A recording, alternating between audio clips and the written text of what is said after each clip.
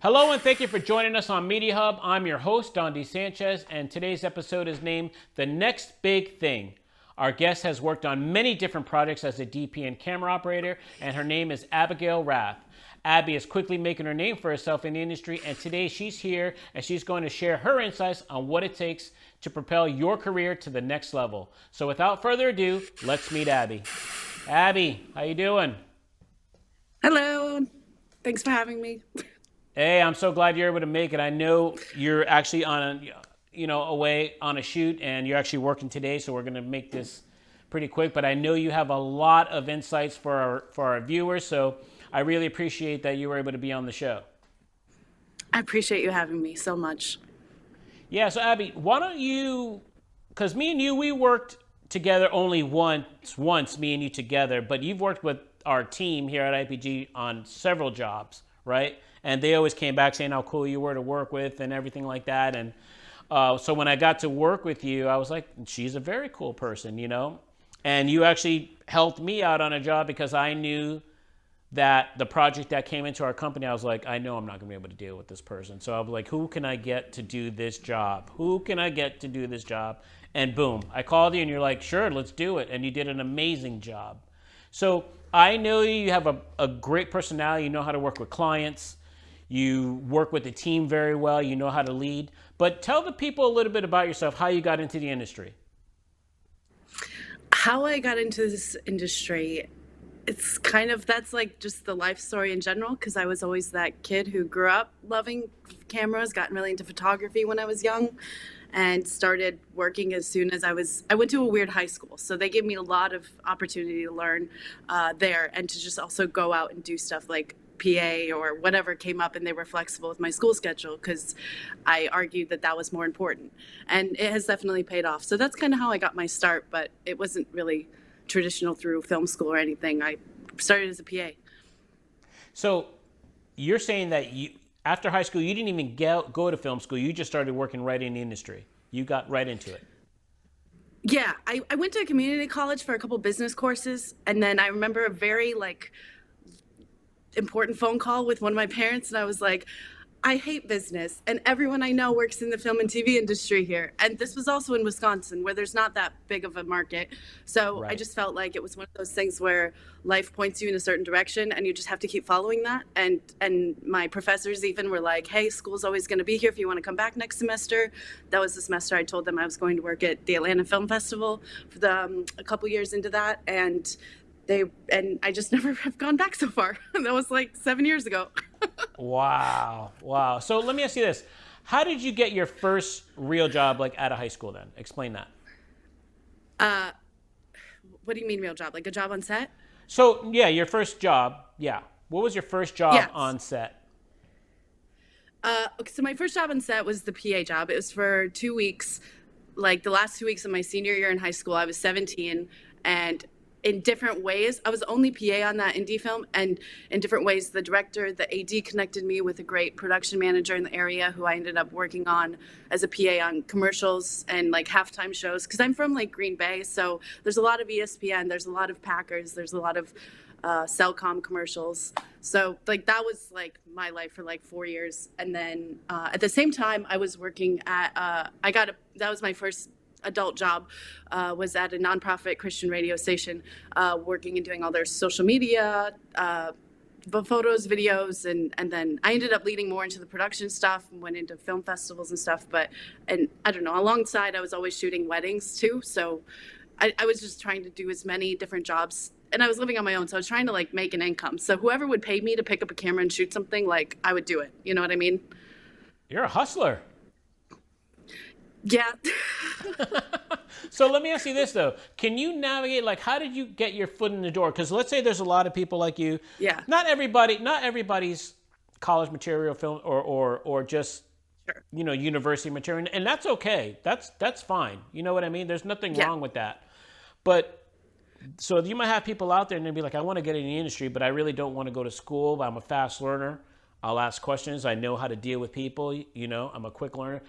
How did you navigate your way, right, to get those jobs without going to school? What did you do?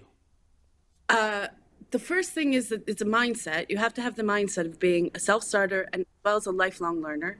I've never been on a set, even today, what I'm working on, like I learned something every time. If you're ever not learning, then like something's wrong with you, not everyone around you. Because what is I get that a lot of the film school stuff because I have friends who did go to film school who are super pro film school, Yeah. and the biggest advantage that I think that they have is their alumni networks. And so I knew that going in. Like I interviewed people who went to film school before when I was considering going to school or not, like going and talking to other people, whether they be in your peer group or they're 5 years ahead of you or 10 years. Like, yes, you can talk to mentors who are maybe like 20 years along in their career, but I think it's a little easier when you find someone who's maybe 5 or 10 years ahead of where you want to be, because then they can kind of like, they're a little closer. So like, it's a little easier to get their point of view on things. But at the same time, like, what is film school? It's education. So you still have to like educate yourself. Just because I said I wasn't going to finish school, like I never stopped educating myself. If I wasn't on set, like I've listened to a million like cinematography podcasts or interviews, or there's so many resources online, asking people out for coffee, whether they are in your department or not, because you can learn from every department, or maybe realize that, hey, I want to be in a different department. As a PA, that's the beauty of it. You start as a general PA, and then you're kind of helping out each department. So you can see, oh, do I like art department? Do I like being in the grip truck? Do I like, putting cameras together like Legos every day? I love that stuff. So, you kind of find your people a little bit more that way naturally, I think, but you're still finding like mentors, and you should always be looking for someone who's one step ahead of you, and trust that good people will give you their time. Like if you ask like, hey, can I do a phone call with you? Can I do a coffee? Can I take you to lunch? And be prepared, have 10 questions or whatever you want to ask them. But getting those meetings isn't as hard as I feel like people make it out to be. I'm very extroverted, so I have a lot of empathy for my introverted friends, but still, I just look at it as it's my job. Like, it's my job to pick up the phone and call someone and ask them about their life. Like, just do it. No, I think you said it. I think you hit the nail on the head because you said, yes, I'm an extrovert, right? I feel sorry for my introvert friends. But as you said, it's up to me to go out there and make the calls, right? Yeah. That's what you had to do, right? Especially to get out there, put your name out there without knowing people from school, right? Yeah. You just, so you had a staff job already for 4 years, right? You work with a production company and you recently went freelance. When did you go freelance? Like 4 months ago? Yeah. 5 months ago? It was March of this last year, so like just over 6 months ago. And yeah, like the first 4 years was kind of freelance when I was doing all that random stuff, and then like 4 years ago, so I've been in the industry for, I say, 7 or 8 years. That's kind of how I've divided it up, and getting into freelancing again has been very refreshing and inspiring in its own way. Yeah, I want to, because now that you see both sides, right? I want you to give your advice on pros of working for a production company, right? And then what made you churn to say, hey, I'm ready, I want to go freelance instead. But can you just talk a little bit about your experience on first, because you were freelance first, and then you decided to go work with a staff production company, as an employee, right? What made you do that after being freelance for a while? It's really hard to talk about that decision without bringing up, without sounding cliche, sexism in the workplace. So I was trying to get into the camera department for quite a while, but no, I didn't know people in the industry. So the production manager that I was working with, it was kind of like a brick wall, because I kept getting PA jobs or little things, but and I was shooting weddings, like I said, photo and video, like almost full time. So I had all that shooting experience. I love traveling from a young age, so I've always done like solo backpacking trips to like Europe and South America a bunch, and in those trips I would always take my camera and shoot stuff. So basically how that came about was like I got to a point where I had a conversation with a friend who I was like, I need to get from this DSLR YouTuber like world shooting weddings to like the cinema, like to whatever they're shooting the next Netflix series on. Like, how do I do that? Because that's another, okay, besides the connections, that's another reason a lot of people go to film school, because they usually have a media center that has access to bigger cameras, whether they have a set of FS7s or C300s or even Reds or Aries, you know, so every school is different, but usually kids can, you know, rent that stuff out. And I didn't have that. So, this production company, they worked on an apprenticeship basis, and I was looking for a mentor. And that's the biggest piece of advice I was always given, and it's still something. I still have mentors in my life. Finding someone, like I said earlier, who's a little bit ahead of you, and then someone who's like way ahead of you. And using those mentorships can be really powerful and build really wonderful relationships as well. So it's something I'm very, very thankful for. But that was the biggest turning point, because my friend was like, oh, I have this guy who went to college with, and he works for this production company. Maybe you should look at it. And so again, kind of putting what you want to do out there, and then letting the people in your life, you never know who knows who or who has a connection where. So yeah, I just remember it happened very organically. But the biggest reason was that I wanted to go from that to like more of the TV world, commercial world. Well, let me ask you this: what would you tell the newcomers that are getting into an industry, right? What would you tell them? What are some of the steps that they should take to break into the industry? It depends on what you want to do. But if you want to do camera stuff, like just go shoot your own stuff. It doesn't. You can shoot on your iPhone. Contact local production companies, wherever you're living. Like, there's going to be some sort of industry. I mean, I'm from Wisconsin. There was very little, but you could still, basically how it worked for me was there was like one production manager who pretty much ran all the commercials and TV shoots that were in Wisconsin. So I got in touch with him and got on his list as a PA, and you know, then he kind of recommends you out. So I cannot like not emphasize those relationships enough. But also, like, when we talk about, I don't know what your thoughts are, but like when we talk about, oh, this is an industry of relationships, like people think that means taking someone out to coffee and saying, hey, can you hire me? Like, oftentimes I think so much what's more important is like the relationships that we're building and how those happen organically, like because you care about the people you're on set with. Like my crews, I very much care about how they're doing. I care about their kids or about how their life's going outside of work, and having those conversations. And then you get to the, oh yeah, by the way, I've got this project coming up. Like, I had you in mind. I think that usually benefits. I don't know, it's a much better working relationship than this transactional thing. But with social media and stuff, it has begun to feel a little transactional in the relationships. But I also like to say that because I don't think relationships should be so transactional.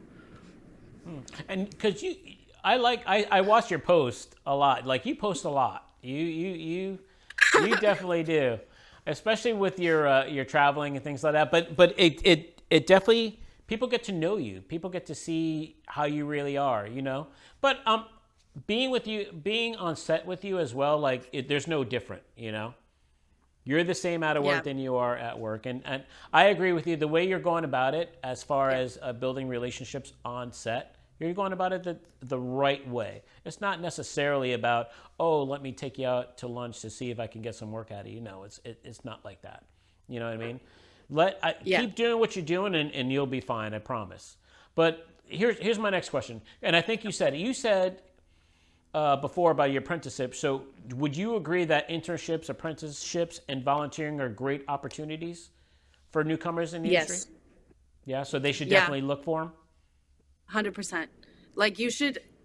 I'm fully a fan of, like, make a vision board, make a list of what are I'm speaking camera, but like what DPs do you like, what directors do you like, you know, who are people that they could mentor you, even if it's, you know, someone really big, kind of track that down. So I knew a gal who like really loved working with this one actor, so she would like follow this actor on that's kind of stalkerish, I don't want to say that, but she did her research and would always find the line producer that was working on those movies, and would contact that line producer and say, here's my PA, I'm a PA, here's my resume. It's that kind of hustle that, like, this isn't the kind of industry that you're just going to see a posting on LinkedIn and be able to apply for it. You very much need to be proactive because when I'm not working as a freelancer, I'm looking through Facebook groups. That's a huge underrated like thing is Facebook groups. That's what I only thing I use Facebook for nowadays for work, or Staff Me Up or Production Hub. Depending what area of the country you're in, it's a little different. Sure, do you get a lot of word of mouth stuff after a while? But I think breaking in, finding a mentor who is willing to take you and hey, can I shadow you? Can I come to set and like be your AC? I'll work for free. I'm not against working for free when you're just starting out.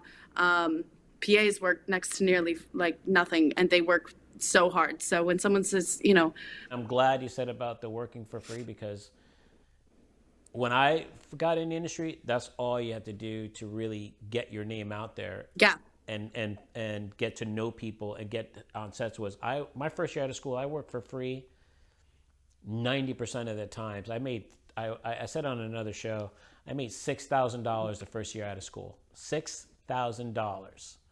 You know what I mean? That's nothing. yeah, But I had acquired so much experience because I got to work on so many TV shows. Back then, and Florida was kind of like what Atlanta is now. So I mean, there was so much work. So I got to meet a lot of people, and so, but today everything is like, oh, how much am I getting paid, or how much am I doing this? I understand, but if this is something you love and this is what you want to do, you got to sacrifice in the beginning, in order to get to where you want to go. Yeah, because I still work for free. Like I shoot stuff for my friends all the time. Like when you do favors for people, like, hey, I have this little indie thing I want to shoot for a weekend. Can you help me? Yes, because I very much believe that what goes around comes around as well. And how you treat people, kind of what you were saying earlier about who you are online and showing up and being that same person authentically. It's become more and more important to me that like I also just value the people I'm working with, and I know that they're good people, and I think that that's really important in this industry as well, because it's again going back to, hey, everything's about relationships. So if you're going to work 12 hours a day with someone, I would much rather work 12 hours a day with someone who I know I get along with well. There's something I heard a while ago that makes a lot of sense. It's like if you have two of these three things, like 99% of the time you'll get hired. And it's not specific to our industry, but the three things were one, being a really good person, like just being someone who's very personable, people like hanging around with, you're nice. The second one is being on time, and then being timely with your deadlines, your work, whatever. And the third one is being really, really good at your job, like just being very talented, very skilled, very, very smart. And so like maybe you're really, really good at your job and you always get shit done on time, but like maybe you're not the nicest person to work with, or maybe you're a little quirky. You'll still probably get hired, but maybe you're really, really nice and you're always on time, but like your skills aren't really there yet. Like you'll probably still get hired, because like I would much rather work with someone who is like busting their butt over there, like lifting coolers and, getting lunch picked up, so that we can focus more on what we're doing, especially since a lot of what you and I do, at least now, like there are bigger shoots, of course, but a lot of it is like smaller, probably, crew of 10 or smaller. And that's what the majority of, I also think that that's what the majority of our lifestyle is like. Whereas a lot of people look at our industry and say, oh, you always get to work on these big fancy sets with LED walls and stuff. And yes, are those shoots very cool?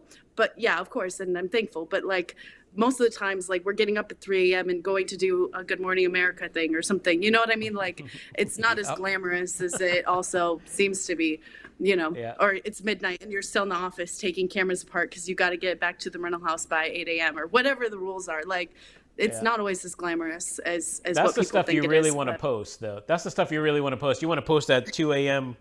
call time, or striking exactly. at midnight in the rain and be like, yeah, you still want to be in the industry? This is what it's really like.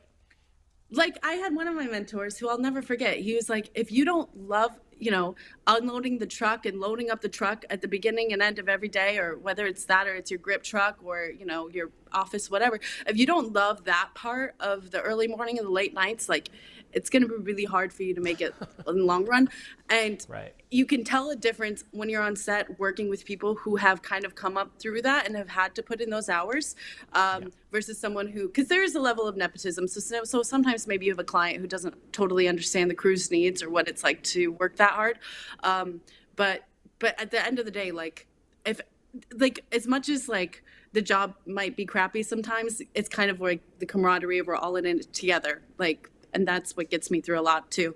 again, it goes back to why having good relationships with your crew is so important. Because if you're stuck with someone for 12 hours and there's nothing else going on, like, I don't know. I would much rather be with someone who has good memes at least, or something, has a good No, attitude. look, absolutely, and honestly, like you're not the only person out of all the interviews that we've done that have said that. It's because you spend a Yeah. majority of the time with these crew members, so you want to be with somebody that you enjoy being with. So don't be Yeah. a jerk. Don't be grumpy. Yeah. Don't be, always have a good attitude. Always, like you said, Yeah. take care of your crew. So let me ask you this: how Yeah. did you get your first DP job?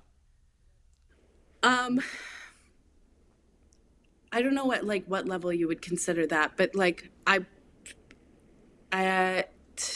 my first DP job, the one that was actually, let me talk about the one that we did, the Disney one, Yeah. because that was a big one for me. Because so first of all, I PA'd for that company when I was like 17, and then the world is very small, Wow. and it was the same production company, and I didn't realize that till the day of we got the shoot, and I saw on the call sheet like the logo from one of the production companies. I was like, oh, I remember seeing this, and I remember like 5-6 years ago.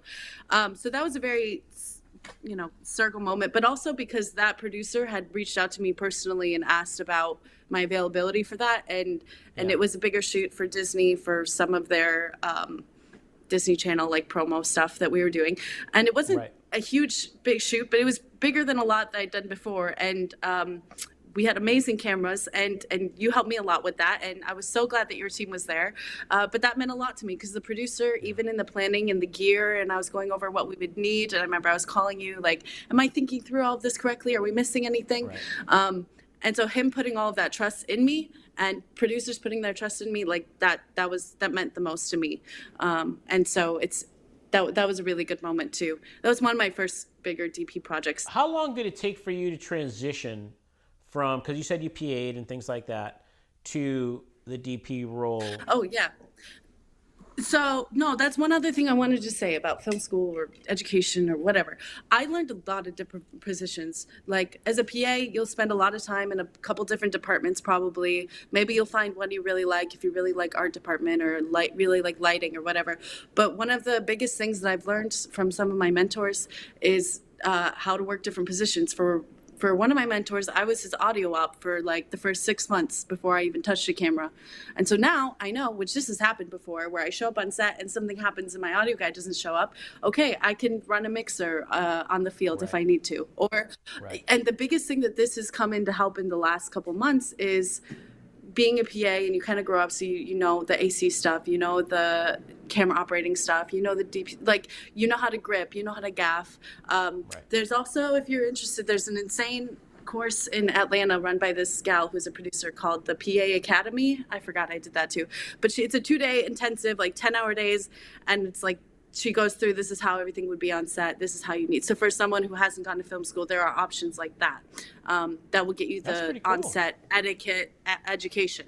Yeah, because Yeah. on-set etiquette also is something you kind of have to learn, the hierarchy and that kind of thing. But all of that being said, since kind of figuring out this freelance thing, it's allowed me to take a variety of positions. I'll work as DIT media manager, or I've worked as a camera op, or I've worked as an AC, because maybe it's a production company I haven't worked with before. So maybe they're not like, sometimes you kind of have to prove yourself a little bit to them. And then the next time they call you, they're like, oh yeah, Abby also is a cam op. Oh, let's get her on a cam op the next shoot. So sometimes it's just getting your foot in the door.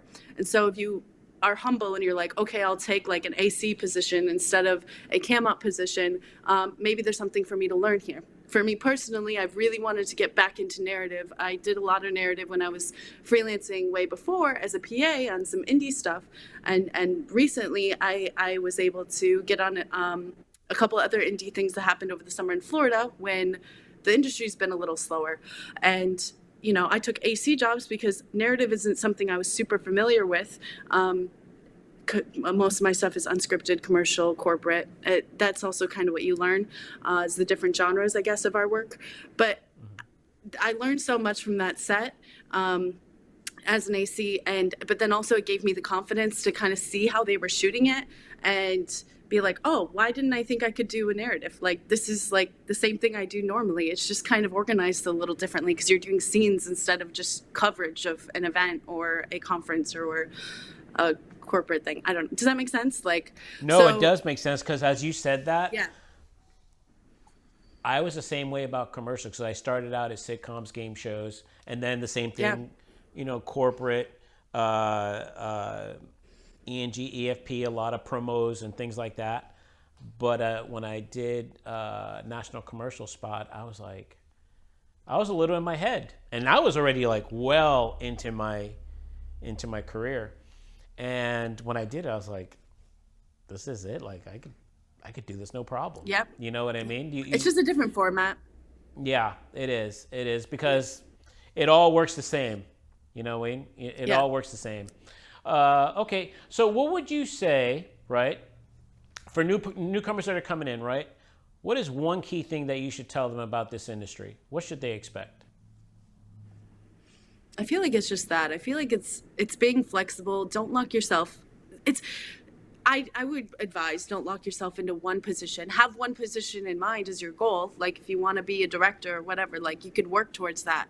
But don't let your ego get in the way when you're 22 thinking that you know what I mean? Like that's probably the biggest thing. And that also relates to gear because there's a lot of great gear. There's a lot of amazing cameras out there, and knowing a little bit about each one and why they have their benefits and what's the use for them, instead of just being like, oh, I would never shoot Blackmagic. That's so like YouTuber. I've shot on a Blackmagic before. They're great in certain scenarios. They're not great in other scenarios. So it's more of like, what is the right tool for this job more so than it is like what's going to make me look the coolest, or what's the newest camera. Maybe you don't need a 6K sensor for like a local commercial, who knows. So let me ask you this, because talking about all especially all the cameras, but as far as the industry, you in the 7 years that you've been in it, right, and I'm sure it's evolved just in that short amount of time, right? What trends do you see emerging now in our industry? Besides vertical shooting? Yes, which I can't stand. I literally can't stand it. Yes. Well, believe it or not, so here's the deal. When I got in industry, I started in TV as well, in sitcoms, so it was 4:3. Then we had to learn 16:9, right? And even when web first came out with web videos, it was like, oh, that's just a web video. Don't worry, it's nothing. And look where we are now, right? And now it's like, oh, he's just shooting on a phone. And now I literally get calls for like, a camera package. Oh yeah, do you have the latest iPhone? So, because we have to shoot some, some social spots as well, and we got to shoot some vertical things like that. And especially now with the new iPhones, I mean, it's ridiculous what you can do with these things. But I literally can't stand shooting vertical. I can't. Oh, really? Because you lose the whole frame. But I'm old. You do lose the frame. You do lose the frame. But I think it gives you. I don't know. For me, it's fun. Like I've had clients ask for that stuff too, and it's fun because it's like I haven't shot something like this vertical. How are we going to compose it differently? Because now you've got different blank space to compose it with. So I think it's a fun challenge. I understand, but at the same time, like change has been the only constant so far in my experience. So it's the future, and I'm like, okay, let's get on board. How can we make this cool? And also, I think. Like I try to watch a lot of music videos and other commercials and like because they are using that vertical shooting in a very, very interesting way. There's a lot of like creatives out there who are very innovative in how they use the whole, vertical style and they make it into a very stylistic choice as well. But yeah, no. And I also think that content creators weren't really taken as seriously. I think that they are being taken more seriously now. It depends on kind of what genre, again, you're talking about. But there are some I've met and worked with who are really serious and really professional. But then there's others who have never been on a set and they don't really know what they're doing. But I don't think that you can make a blank statement because you could say that about DPs too. I've worked with amazing DPs and I've worked with DPs who don't even know how to turn their camera on. So there's like always a spectrum. It's always a learning opportunity. Yeah. But so That's funny. I don't know. I don't How know if that about answers your question, but it does because, like I said, like you said, vertical. It's here to stay. It's not going anywhere. It really isn't. And yeah, old people like me are the ones that yeah. really just got to shut up and just deal with it. And it is what it is. I mean, we had to learn how to set the frame up even when it went from 4:3 to 16:9. It was a whole different way of stacking people and setting up the shot and composition. Everything was totally different. So I just got to shut up and deal It's with it. also it, it's also very project specific, I feel like, because so I like I said, I've been doing more narrative and that's my goal. I really want to be doing series. I want to be doing scripted. And the biggest like humbling thing that I've had to deal with is now I'm not only worried, like, because usually if you have a client come to you, hey, we're shooting this interview at this office for this company, for this conference, this is kind of how it's going to be set up. And you just get there and you kind of have to make the best of it. You light it with what the room looks like, if you have a big window or if you don't, and if you have to bring lights in, whatever it looks like. But in the series, like that kind of stuff, you have more creative control. So Yeah. like I just shot my first short film in LA and that was an insane experience. But like that was something I was like, oh wait, how do I want to frame this? Because we're shooting full frame. But like, do I want to crop in? Do I want the 16:9? Do I want the like 4:3? Like for that more traditional? Like, and that was like a creative choice I was thinking about more so than, oh, this is the camera the client wants and has paid for. These are the specs of that camera. So these are our options. And so I keep using in my personal life, I keep using that phrase of like, I very much feel like I'm a ballet dancer taking a hip hop class for the first time, where you're learning to be a little more like, oh, what if we do this? This could be fun. Like traditionally, you don't want flares, they're bad. But like when they're used correctly, flares can look so beautiful. And you know what I mean? Absolutely. So Yeah. it's a gray area. So It's did you every because I person. saw some of the stills you sent me and some of the stuff that I think you posted. Yeah, I I know you sent them sent to it you. to me, but did you DP that short? Nice. It was very very Yeah, nice. I thank you. I shot it, directed it, DP'd it, produced it. It was a crazy week, but it was. I'm Nice. editing it right now too, so wish me luck. So the credits are all going to be Abby Rath, Abby Rath, Abby Rath. No, that's Yeah. great. That's awesome. I No, look there were forward to watching it amazing because the people on stills that you too. sent me were great. Thanks. What was that? I appreciate that. No, I had an amazing team. It wasn't all me. It was definitely not all me. My gaffer was insane. He was awesome, Con, and I met a lot of cool people. And that also, like, I went to LA from that, and I'm not based in LA, so my entire crew. This is again why I want to emphasize: if you want to start finding work, getting into the industry, Facebook groups.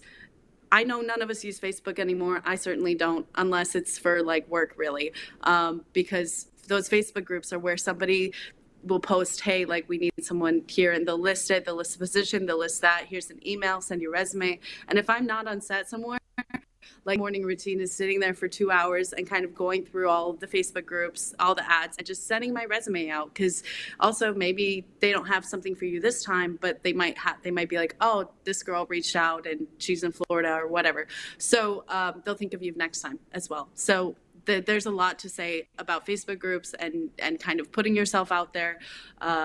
As well. And I found all of my whole crew. I found them all through a Facebook crew call, and I got like literally hundreds of messages, and I felt so bad. I was like trying to reply to everyone individually, but the people I did end up picking were amazing, and I'm so thankful. They made the project 100 times better, Why did you and choose they also LA? got us the gear. um, so long story short, I was in Vegas for a different gig for Yeah. and then, like, the morning I was supposed to leave, I saw a Facebook post of this girl, like, hey, I think our DP is like scamming us, blah, blah, blah. And she seemed really young. And usually I would just scroll past that drama. But something in me was like, maybe I should reach out. So I reached out to her. I was like, hey, I'm a DP. I'll be done with work at this time. Call me anytime. That evening, I ended up being on the phone with her and her dad for like 3 hours. And she wants to get into the industry. They had this short film. They had the funding for it. Only thing was, this was on a Wednesday, and they wanted to shoot the following Monday, and they had casting and the locations chosen. But I was like, okay, so in 24 hours I got them a budget that had like the executive producer budget that has like the crew. I Right. also added in a tab for like because neither of them were in the industry. So I added a tab of like, what is an AC next to the line of AC, costs this much a day, but this is why we really need an AC. You know what I mean? So I could Right. kind of justify that to them as well and help translate it. And they really appreciated it. And then, I was going over the script with them. I don't think I slept or ate for like those 4 days. And then we shot on Monday somehow at this beautiful church in LA. Yeah, I got a flight out there last minute. I stayed with a really wonderful assistant director friend of mine and was very thankful that she had a couch for me to crash on. And then we shot it in like 2 days. And yeah, it was an amazing experience. Wow, well that's cool. I really look forward to it. Yeah. I look forward to seeing it. You're gonna have to show it. You're gonna have to send it to me, the link, wherever it's at.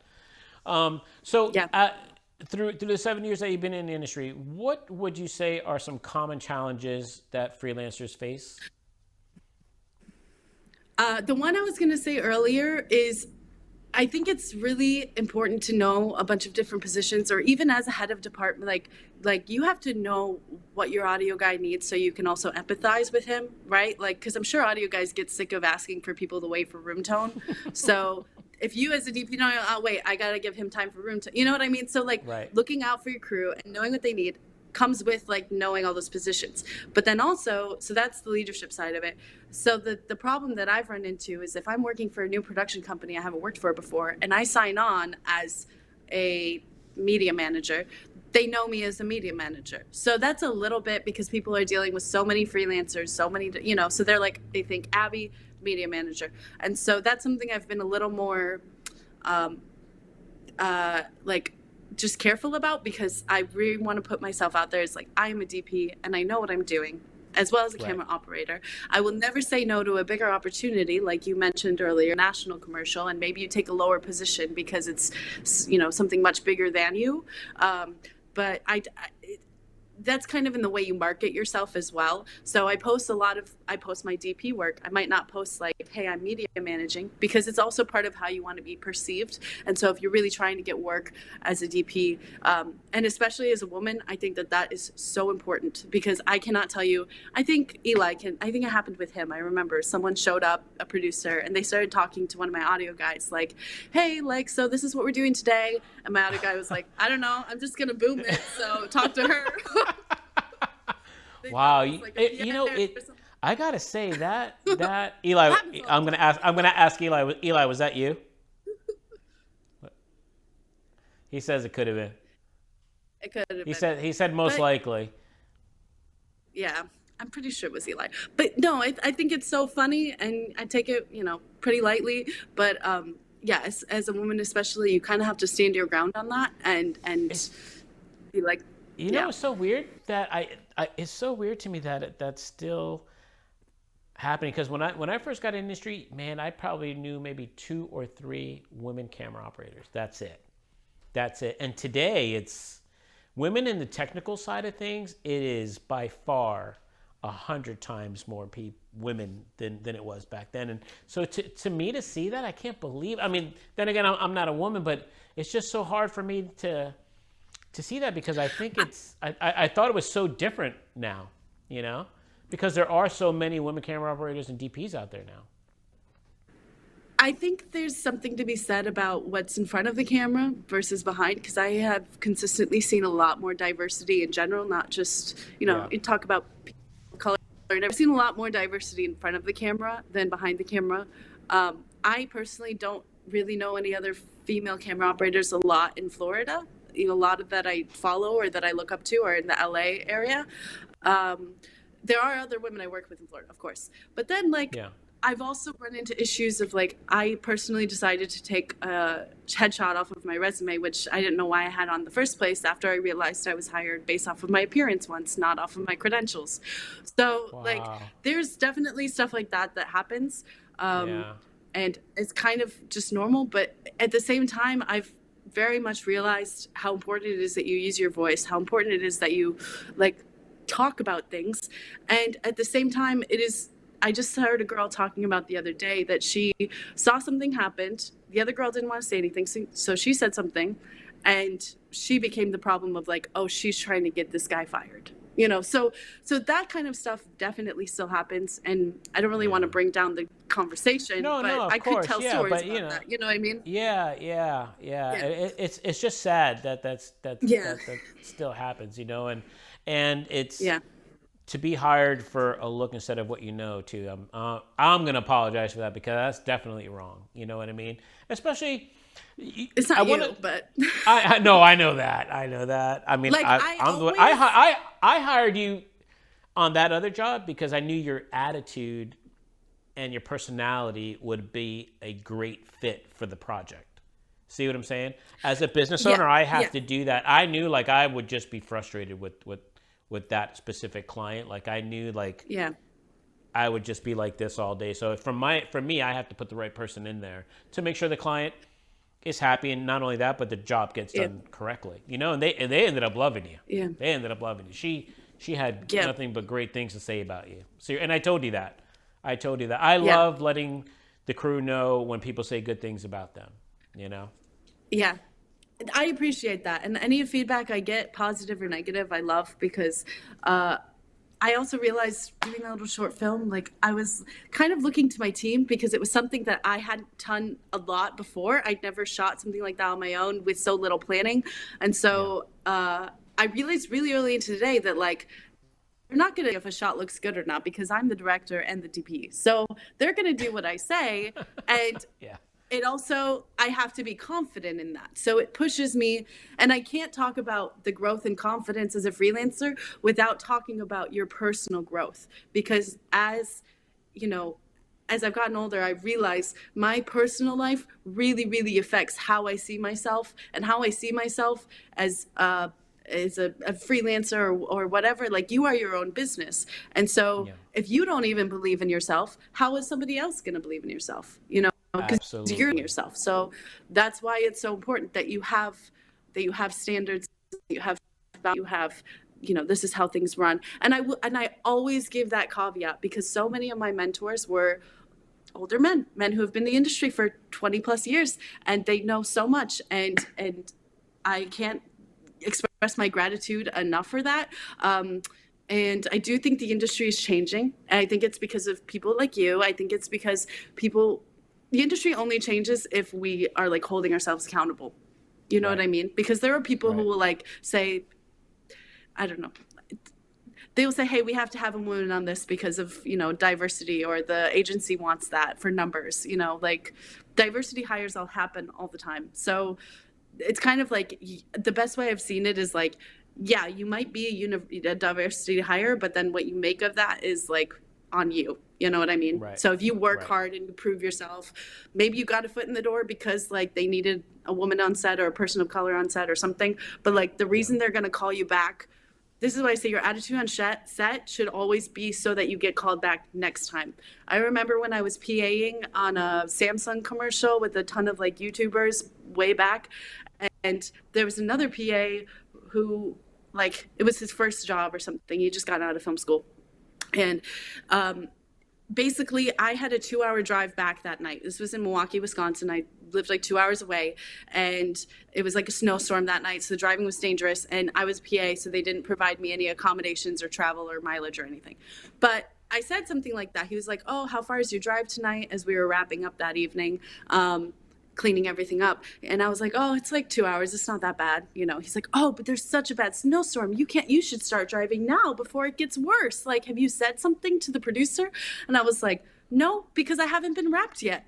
And my thought was like, I knew that I didn't want the producer to look at me less like this girl's. And so basically what happened was, he comes back over from the producer and assistant director, who were sitting in a corner talking, and I see him come back over, and he was like, "Hey, I just told them like your situation, like you're good to go. They said you're good to be wrapped for the night, so you can get home earlier." And I was like, "Dude, like, why would you do that? I didn't ask you." Right. Because even though his intentions were good, him going over and saying that probably made me look like I was complaining. You know what I mean? It probably made me Yeah. look I like I get was it. like, "Oh, I have Yeah. such a long drive tonight, and I'm still here, and it's 10 o'clock, and we're not even wrapped yet. Everyone else was wrapped an hour ago." It's that kind of BS that you kind of put up with on set when you're first getting your foot in the Yeah. door. But when I explained that to him, like, he was like, "Oh, I'm so sorry. I didn't mean to make you look bad." But I think I've just always been aware that like how you're perceived on set is pretty important. You know what I mean? I don't know. That's my Absolutely. one And answer. would you agree with most of your jobs that you get are from your last job? Like your next job is I've most of gotten the a time lot from of your last repeat job. clients. Yeah, I think it, or it's word of mouth. It's a producer who knows Hmm. another producer, and they say, "Oh, I worked with this great camera op last month," you know. Hmm. So it's a lot of word of mouth. Those tend to be the most reliable. But then also, yeah, it's unless you have a really strong reel or resume, which I'm thankful for that. But at the same time, it's hard to get your foot in the door if you don't know someone at a company. And again, maybe that goes back to like finding those local companies or those local producers or production managers, because those are the people who are high. Also, knowing who's going to hire someone, because even as a DP, sometimes you don't have the say on who your camera crew is. You know what I mean? Right. It's not Right. like you can hire whoever you want all the time. Maybe they say, "Hey, we're bringing you in, and then we've got this team." So doing your research and knowing who hires people on the kind of set you want to be on, like, is also important as well. What would you? How about this? Because you mentioned it earlier a little bit about marketing yourself. How important is branding yourself, and what are some of the things that you do for branding yourself? Not enough. um, that's something I've been a little convicted of. But no, it's it's how you present yourself online. I mean, there's a joke that I know so many great camera operators and DPs who have horrible social media, but like, you know what I mean? That's kind of an industry joke. It's fine. You I'm know, one I of them. think I I agree. Mike Ladisa is one of them as well, but his are consistent. And they crack me up every time. His posts are such dad energy. It is hilarious. I feel that. I feel that. Anyways, yeah. But I don't know. So that's something that I've been doing a lot of thinking about, and Hmm. I'm really interested in social media. I've seen a lot of people use it to their advantage. So I try to post as much to social media as possible. But again, going back to what I said before, we're all very busy. And that's been something that this year I'm like, okay, you really need to make time in your schedule. You want to do YouTube videos, you want to do online content. And so that's something that I've been planning for a couple months, which is very kind of hand in hand with what you're doing on this series, which is really cool, of kind of helping people get those resources that they need. Um, and just not really gatekeeping that a whole lot, not like, Yeah. you know, I will tell, the thing is, like, you can tell everyone your industry secrets or how you got in the industry, and like they still may or may not make it. You know what I mean? That's why I Right. don't think like there's that big of a competition, because there's a lot of work out there, and um, there's a place for everyone. I really think that I've tried to get so many of my friends and family in this business, and I still am. I'm the oldest of 9 siblings, so I'm trying to get all my siblings, like, kind of like, come on, I'll get you a job as a PA or something. Because I do believe that there's a place for a lot of different personality types within production. You might not be the traditional, like, camera person, but I've found that certain positions on set, like audio guys, like, it kind of tends to draw a certain type of personality. Like, I don't know, everyone's unique in their own way, but So going from the yes. branding, because I know, so because you say you post, you have an Instagram. I'm assuming. Do you have a website as well? It's not launched yet, but I'm finishing it up with my brother right now, who does websites. So he's helping me out with that. Yeah. Okay. All right. And what Yeah. about networking? What do you do for networking? How important would you say networking is? Networking is very important. Find Instagram groups, pages. If you're in South Florida, there's one called Women on Set, which is women group. There's Orlando Weekend Filmmaker. Like, again, go back to the Facebook groups and just type in like keywords and the area you live. There's Instagram pages that host Q&As, panels, discussions, screenings in most parts of the country. So kind of getting involved in that, I think, looking what's your local, like, indie festival, or if you have a local film festival, getting involved in that, and kind of also seeing, it depends on what direction you want to go, though, because if you really, like, if you want to be doing what you're doing, Dondi, for example, and not being like the scripted indie side, then, you know, finding a local production studio that like just needs extra hands is probably the best way to go. Like, I mean, I can't imagine you would say no if you had a high school who was a, you know, really hard worker, say, hey, can I stop by your office after school like 2 days a week and see how you guys, you know, take apart your gear or prep for the next shoot, or that kind of thing. You know what I mean? I think it's the Yeah. shadowing and the yeah, shadowing is the best way to learn. I am personally and always have been a very kinetic, like hands-on learner. So watching like YouTube videos really only goes so far. I've learned the most by, hey, let's build this camera, let's build this ready rig, let's put this, you know, rig on and see how it fits and see how it works. And as well as taking notes, as you can probably tell, I'm very ADHD, and that's something I'm proud of. But like one problem I would always have with my it wasn't a problem, but it was something I had to learn to do. I still do shoot a lot of news stuff like ABC, CNN, NBC, ESPN, but all of their live shots are like their camera specs are a little different. Yeah. But you're kind of expected once you get on the shoot with them, if you've shot with ABC before, they expect you to know what their frame rate, their resolution is, and stuff like that. So like I had a note in my phone that was like, okay, ABC News wants this, CNN wants this. So using my notes app has been huge because my brain is very short-term memory. So understanding all of that stuff, because at the end of the day my job's pretty technical too, and relying on people who know more than me. Like I'll go back to the story I said earlier about the shoot we did. I was calling you and asking you, okay, this is going to work because this goes with this, or maybe there's a piece of gear. I remember with the Pterodex we were talking about the Surf Pros, which I hadn't Right. worked with before, and I was like, wow, I described what I needed and you were like, this device does exactly that, and it solved the problem. So for the most part of my technical process in film and film and TV, like yeah, you always find a piece of gear you didn't know existed before, and you're like, this makes my life 100 times easier, like locket boxes or tentacles. And now we have the tentacles Right. mostly, but yeah, that's It- very cool. That's well, fun. those Feels like those Christmas. are always asking questions. Always asking questions. There's nothing wrong with asking questions. If you ask No, there's questions, nothing wrong with the you'll questions. be fine. Oh, like you said, always go to somebody else that knows Okay, more than you to well, help you. I do the same thing. I always ask somebody there's that knows better than me on certain things. yes, there's two sides to that. There's nothing wrong with asking questions, and you're in the moment, you're with your mentor, maybe you're on set, Right. whatever. Hey, like, how do I get this? How do I change the frame rate? I forgot how to do that on this camera. There's nothing wrong with that. However, I want to emphasize the ease and the fact that we all have one of these in our pocket, and that you can Google how to change Sony camera frame rate, FS5, you know, whatever camera is you're shooting Right. on, because but also like there's been people who've expressed interest, and for me as someone who grew up like scouring Reddit, like scouring YouTube, scouring like all these online platforms of like, hey, what kind of pants should I wear on set, like you know what I mean, like what should I wear, what should I bring, like what kind of tape should I be using for different types of things. So I want to emphasize there's nothing wrong with asking questions, of course, but also having that agency and like doing your own research, because like a lot of those, especially technical stuff, is online. Yeah. And yeah, like can this camera do 4K 60 or 4K 120, like those little things, like that's like really quick Google search, or just searching the manuals.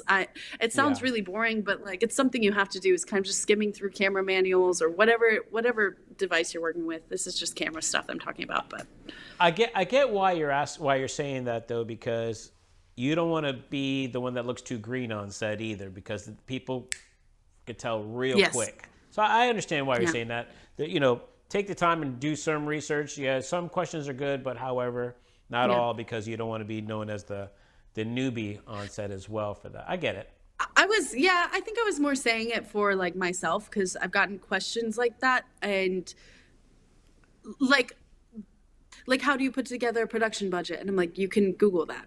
So I often think if there's a question I have for someone that's really specific, or if I'm like in a crunch on a set and like it's an emergency, then I'll call like another DP I know or something like that. Like that's also great, having those relationships. Like I know I have a couple people on speed dial that if my camera just Yeah. totally dies on set, I can call them and they'll be like, oh, this happened to me once. That's what this message means. So that's helpful sometimes, but most of the times you're troubleshooting, like most people are just going to go to Google first anyway. So yeah, I just want to emphasize the autonomy and just going and researching it for yourself. You can learn a lot, and then be ready to learn more when you get on set.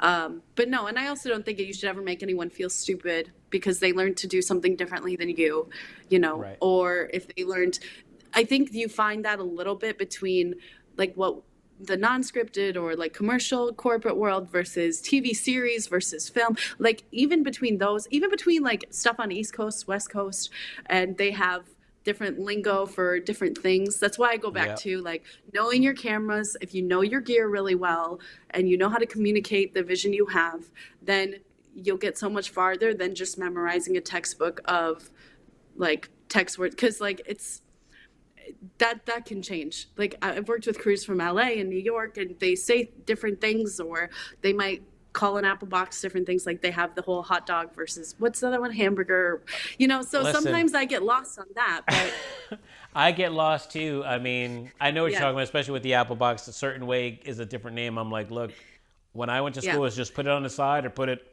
regular, But now, like you said, it has all these yeah, names. And that's all where you're at as well. And Eli just reminded yeah. me, like, when I went to school and you were carrying a C-stand and going out, no one told me that you were supposed to say points or anything. I just found that out like during COVID.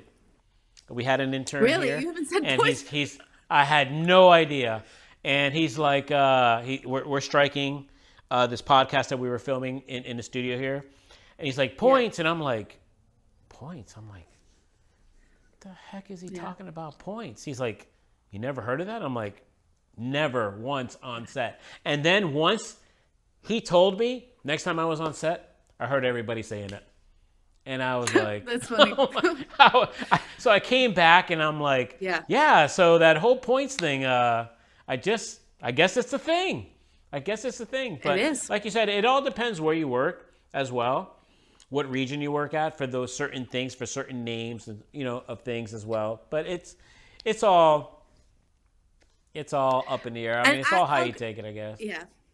But I think you're so great for that, Don, because like everybody, I understand everyone works differently, but I've seen people get chewed out. Like I saw a PA get chewed out once because he heard someone ask for an apple, didn't know what an apple box was, so he brought them an apple from Crafty, like trying to be helpful, right? Like that's coming from a good place. But like, I'm laughing. I'm laughing because that happened to me. And the person who's listening to this right now is laughing at the same time. Listen, we were shooting this is a true story. True story. Oh my God.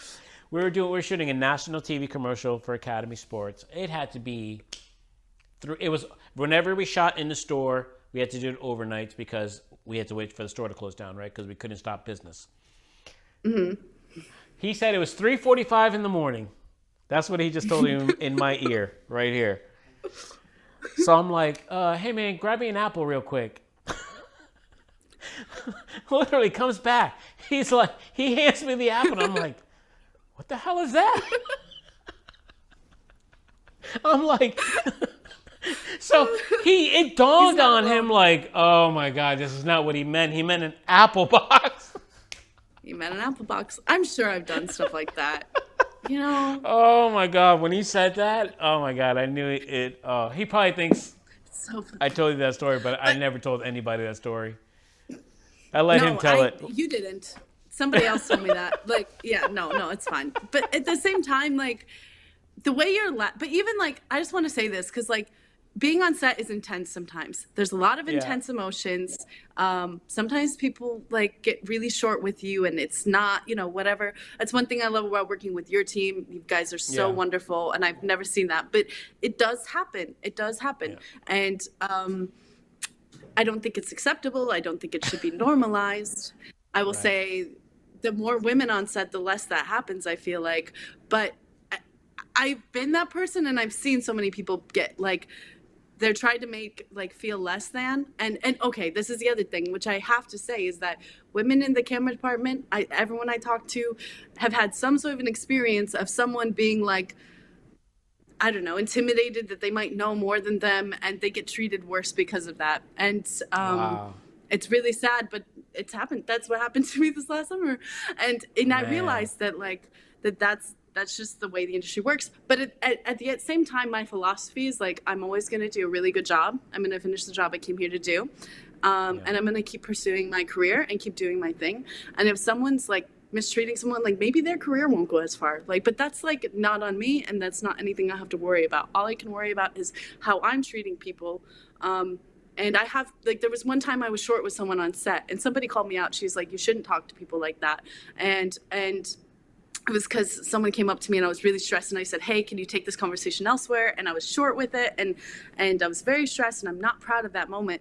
But I am thankful that someone said something to me, because I never want to end up being like some of the old school women I see on set who like have a bit more of an attitude, because maybe they feel like they've had to have that attitude in order to get the respect that they need to do their job. So I always want to have that conversation, because I think it's a factor in everyday life, not just in our jobs. But yeah, definitely. Definitely. So don't make someone feel bad that they don't know something. If someone asks me a really stupid question, I'll answer. It's not that it's just that they don't know. But yeah, at the same time, like if you're nervous, like does he mean an apple or an apple box? Like maybe Google it really quick, you know? Oh, we definitely laughed about. Oh, it was a joke for the rest of the shoot. Let's just put it that way. That's so funny. I do say that all the time because I remember that, but oh man. So let's talk about payment wise, because especially being a freelancer now. So you know what it was being staff, right? And now being a freelancer, right? Freelancers often irregular payment schedules, right? What tips do you have for budgeting and managing finances? How do you do it? Well, I'm definitely no model, but like to follow, but I'm still figuring that out. I'm very much still figuring that out. What, you didn't research it, Abby? You didn't research it? No, I've done a lot of research on this. You have to plan it out, because you have to know, if you don't know, that our industry rotates on net 30s, net 60s, sometimes net 90s on the East Coast. I've seen the Upper East Coast, a lot of net 90s. And that means you don't get paid. You do the work and you don't get paid. Once you have a certain level of, like, maybe if you're a production company, or if you're, like, I know a hair and makeup artist who she will always request to be paid upfront or day of. And it's certain areas of the country, like I've noticed in South Florida, that's also pretty normalized. Because maybe if you were working with someone you haven't worked with before, you don't have the trust that like they're going to pay you when 30 days comes. I remember getting a check from a commercial I did like 6 months later, and I found out they had to take that company to court to get the whole crew paid out because they hadn't paid the crew. So that's, again, where the relationships comes into it. I'm lucky that I feel like I work with people I trust, and I know that, you know, if I have to wait 30 days or 60, like the check will be in the mail, you know what I mean? But there is some of that. There's some of the, you have to like, you know, 30 days goes by and you don't hear anything. It's crickets. You have to send the follow-up to your invoice and be like, hey, just checking in. What's the status on this? Usually it's like, oh, we just, you know, sent it out or processed it yesterday. Usually it's one of those. But maybe, you know, it's one of those where it's like, oh, sorry, like I just totally forgot to send this to accounting. I'm sorry. And then they get it to you expedited or whatever it looks like.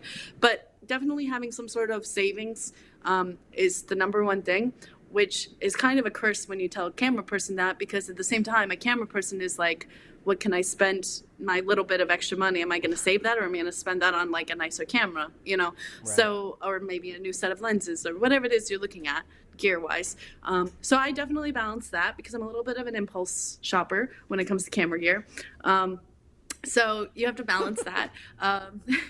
And I think keeping your cost of living as low as possible. If you're living with your parents, if you're living with family, living with roommates, and at the same time, like knowing your value. It's why I go back to what I said before of like, it's really important for me to be marketing myself as a DP because that's where I believe my value is. It doesn't mean I'll take other jobs or other opportunities because everyone's had to do this, especially with the strike. Like there's so many amazing, talented people who are out of work, like, and they're taking whatever they can because they have to pay the bills, and that's fine. But then how you're marketing yourself, I think that's like how you grow your financial, because now I know like I'm worth this much. Or you asking other DPs like how much they charge. I will straight up ask other camera guys like, hey, what's your day rate, or what do you do? Because I don't like being kept in the dark about what the client's like budget is for whatever it is they're asking me for. So that's a little tricky thing too, because oftentimes, I don't know if you have any advice on that, honestly, but when someone's like, hey, what's your day rate? Like they'll just start with that kind of quote. And it's hard because it's like, well, what kind of shoot is it? What kind of cameras are you looking for? Maybe if it's, a new client, like their budget is only like 1,500 for the day or whatever, and maybe your normal day rate is more than that. Different areas of the country, like people make different amounts. There's the union rates, which kind of give everyone a baseline standard, but you don't always get that. So I think it's always a conversation of like, how much is this worth investing in for you, like for your company when you're talking to your clients? Like, do you want to make this into a $10,000 shoot, or do you just need like a one-man band, green screen, we're going to edit it and post sort of thing? So are we going to shoot it on an iPhone, or are we going to shoot it on, the new Burano? I'm very excited about that camera. But, you know what I mean? I don't know if you have any advice on that, but it's good to have a baseline to know what you're worth and to stand up for that. But for sure, my day rates fluctuate. Like you said, you should always have your base. I always try to stay. I don't want to be the most expensive, but I don't want to be the cheapest either. So I always have the base of the industry, and then, like you said, ask all those questions and see what you can do, especially with gear and upselling. Like, let's say you don't get your rate, but you have the gear that's going with it. So sometimes you have to take away a little bit of the rate because you're going to make the money on the gear anyway. It doesn't matter. You know what I mean? And it's also, don't be so stuck on the rate that you don't know if that client is going to give you a bunch of more jobs in the future. It's all about the relationships and building the clientele. You know what I mean? So if you're only stuck on your rate, that's all it's ever going to be. That's all it's ever going to be, and you're not going to grow that way. I think also I got a lot of experience doing that, selling weddings when I was doing that for a couple of years, and I'll still do them every now and then. But if you think of like a normal couple who's going to have like a wedding, they're going to have 150 to 300 people there. That's a pretty big event for someone who's not a professional event planner to plan. So every time I was consulting those clients, I dealt with a lot of, whether it was with photo or video or both, because I would often like outsource and bring them like a team. And my packages and stuff, I always had to defend, like, this is why this package costs $4,000 or $3,000, whatever, for one day. It feels like one day for you, but then something clients also don't put into mind in that concept is like the time that I am putting in editing and the time I'm putting in maybe traveling there if they're not paying for me to travel to wherever it is.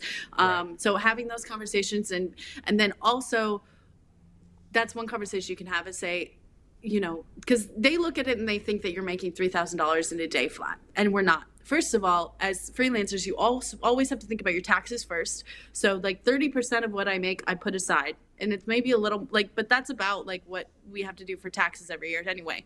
So that's already 30%, which is quite a large chunk taken out, minus what you were saying about the gear. So if you're shooting on a camera kit, say your camera kit's like $5,000 if you're in DSLR wedding world, like that's something you're also paying off. So it's like a rental fee that you have kind of built into that package. But then also like, I feel like there's not enough emphasis put on it because the photos and videos, at least in that like sphere, like I was like, these are going to be what you show your family for the rest of your life, hopefully, especially photos. Because I'm like, these are the photos you're going to put up around your house 50 years from now. These can be like, wow, look at grandma and grandpa at their wedding. Like, so in today's day and age, like that's kind of how I would have that conversation with the client of like, yeah, maybe you're paying a premium, but like also like, remember, you're going to have these for the rest of your life. The $10,000 you're going to pay for catering is going to be gone like that. You know what I mean? Cake's not going to last forever, but my photos will. And I think that that's really what's worth investing in. And I think that rhetoric really much, it translates to a lot of what we do now. Cause we do a lot of corporate stuff that is evergreen on somebody's website. You know what I mean? Right. And no, that's what really you're important saying is actually very too. good. It's a good way to sell, right? To sell what you're providing and letting them see it in a different way. It's very, very good advice what you just gave there. Let me ask you this. Go ahead. No, the last thing I would say, it works in like the film world too. I just was reading this dissertation about it because the relationship between investors and people who want to be filmmakers is like, yes, you have this beautiful idea for a film or whatever.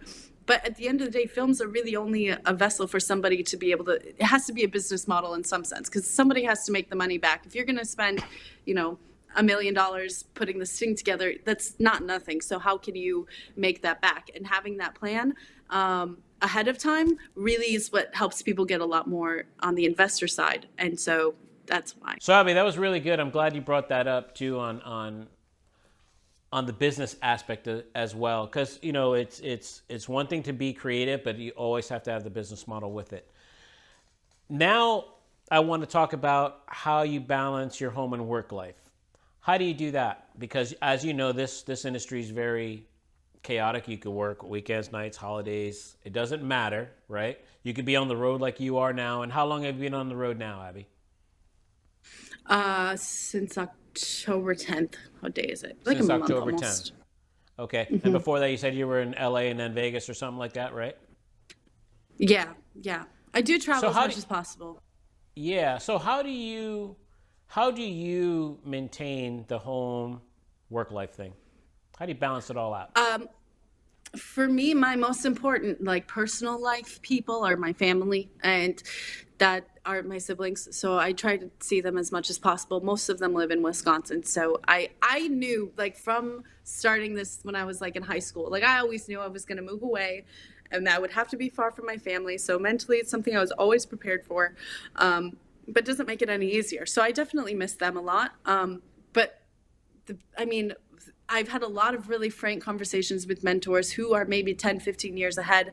And it's a very blunt, like, you know, you're throwing your 20s at your career. And if that's what you want to do, then go ahead and do it. And that's kind of been my philosophy on that. And so a lot of my life revolves around my job. And I love my job and I wouldn't have it any other way. But I think for me, it just means scheduling time to like go on trips with my siblings and stuff like that. But for the most part, I love being on the road. I usually have my cat with me. She's not here right now, but she was here at the beginning. And I'm thankful for that. But that's the only, I mean, it's never felt Well, weird for me. I will yeah. say, like, in the problems I've had, like, not everyone is built like that. So I've definitely had issues where it's like, why are you never at home, or why are you never in Miami, or whatever, like that consistency. But for me, I love the, even being on this one shoot for like more than a month straight, like I'm kind of like going a little crazy. Like I'm like in the one place too long. I've moved from Wisconsin, then I was in Atlanta, and then I was in Dallas, and now I'm in Miami. And I don't know if I'll move somewhere else next, but I really like Miami. So it's kind of something that's how I was wired. So I'm just tuning into that. And at some point, you know, if I decide I want to have kids or something like that, then okay, I have to reevaluate because that lifestyle looks different. But Yeah. I'm just cruising at this point. So what That's about it. burnout though? Because if you say you're putting everything in, and I get it, I was there too. You know what I mean? But Yeah. you're creating your name. You know, you're making your mark in the industry. But how do you keep yourself from burning out? A lot of reading, a lot of personal like reflection, journaling, keeping my personal and spiritual like disciplines in check, and how I'm taking care of myself. That self-care is, it's very important. But also it affects the jobs I take. Like the job I'm on now, for example. I had a pretty big back injury and that flared up that I wasn't able to walk like this year twice, and it scared me a lot. And it was because I do a lot of heavy lifting on set and everything, and it scared me because I was like, well, what if this affects my career in the long run? And so I really had to reevaluate, and not being able to lift and everything. And so I wasn't able to lift for a couple months. So for example, that's why I took this job that I'm doing now, because I'm being their DIT media manager for what I'm doing. And it's something that's very sedentary. It's very like I'm in an office all day, which is not my favorite, but I'm still on set. I'm still working with people I love. I'm still in the industry I love, but I can kind of do it more at my own pace. And so, for example, this last month, and I planned for that because I knew I was getting physically burnt out with this industry, or with this injury. I'm sorry. And so I've been taking the time of like, okay, I have a little bit more of a chill job the next 2 months on this gig. So I have time in the mornings to go do yoga or go do the things Yeah. that are going to take care of me physically and Right. mentally. This book actually has been huge in kind of getting that mindset, and it helps people work through burnout and work through those blocks that we have in our life. And so a lot of my industry friends recommended it, and so I started working through that. So I think taking care of yourself in every aspect, whether it's spiritually, mentally, or especially physically, I know, like I knew getting into this, like the most successful people in this industry are the oldest. You know what I mean? Like the Roger Deakins of this industry. He's what's in his 70s and he's still working. So it's very much like of a long game. This is not a get rich quick sort of industry. This is a very long hours. But over people's careers of people that I admire, I love the results that I see, and that's what's worth it for me. But in the meantime, you have to take care of yourself. I think that there's like a stereotype on set that like people eat like crap or whatever, but a lot of my crew members, like they're very health conscious. They're very like going to the gym. They're taking care of like what they're eating. They're avoiding things that are going to cause inflammatories in our body, like gluten or dairy or sugar, because they know that they're working 12 hours a day out in the sun for weeks on end, and that's not going to hold you up. And every person is different, but that's something that's become with my injury really, really prevalent and important to me in my life. And I've become a much healthier person because of it. I just wish that it was more emphasized to me before I had that injury. But at the same time, I mean, we're young and everyone makes mistakes, whatever. But like taking care of yourself and your body is like so, so important. I can't emphasize that enough. I'm glad you said that, because it's very important. Like you said, this is long game. This industry is taxing. It does a lot on your body. It does a lot on your health. You know, and get good shoes. You could be in corporate world. You could be in corporate world. I remember when I first got into corporate world, and people, when I first got into it, I'm like, why is everybody dying in here? But they don't see sunlight. All they did was drink coffee and smoke, and that was it. And I'm like, yeah, or they had a heart attack. You know what I mean? And you're just like, this is terrible. So I'm glad that things are changing like that too. You know, and this is, look, I'm 50 now, and I'm still doing Steadicam, and I didn't want to do Steadicam after that. You know, I was like, I wanted to be done. You know, but you do got to take care of yourself. So I'm glad you said everything you said. I want to end it with this. What key aspects would it take for someone to succeed in this industry? I think respect and having respect for the people you're working with, for their experience. And you never know who knows who or who's worked on what with who. And that's not the only reason you respect someone. You should respect someone just because they're human. But that's been my biggest thing, is the most surprising people you don't know. And you start asking them about their work history or what kind of stuff they do or whatever, and they'll tell you the craziest stories. So also being a really good listener, I think, is part of it. All right, Abby, I want to thank you so much for taking out the time to meet with us today and giving all the advice to our viewers. You gave a lot of good advice to them, and I wish you all the best in your career, because I know you are going to be very successful. Thank you so much. I had such a nice time talking with you. Yes. Until next time, I'm sure we'll see each other soon. Have a good one. Yep. Thank you so much, Shandi. All right. Talk to you soon. Thanks, Abby. Abby shares some invaluable insights. Some key takeaways were the importance of continuous learning. Regardless of whether you attend film school or not, it doesn't matter. She also stressed the significance of networking. She highlighted the use of Facebook groups as a valuable resource. Abby also underlined the importance of maintaining a positive attitude and remaining versatile in your career, meaning don't just learn to do one job, learn to do many different crew positions, especially in your early stages. Well, we hope you enjoyed this episode of Media Hub. I'm your host, Don DeSanchez. We'll see you on the next one.